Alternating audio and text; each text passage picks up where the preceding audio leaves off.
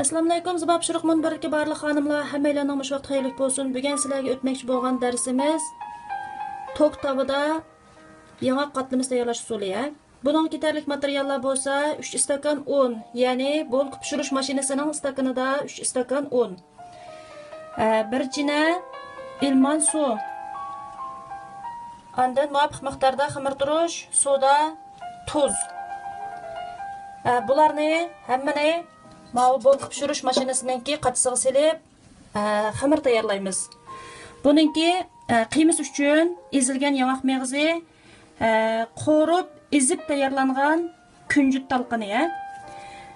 Ustiga bezak uchun mavi yong'oqni, oilanglarda meva ezish mashinasi bo'lmay qolib qolsa, yong'oqni xaltaga ilib, shu po'zi bilan ezib tayyorlasanglar bo'ldi.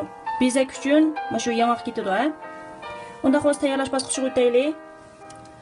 Ondan xamirdanki ichiga xamirni yug'urib oldigan yarim soatdan 1 soat atrofida, qish vaqti so'g'andan keyin yarim soatdan 1 soat atrofida tuzib bo'ladi. Bo'ldirib atmaymiz. Xamirni 1 soat to'g'izgandan keyin ichiga surish uchun shu quyruq may ketadi. Xonimlar, unni bo'lib pishirish mashinasidan qatisiga to'kdik. Buningga bayamqi tuz, xamirturush, sodani salamiz.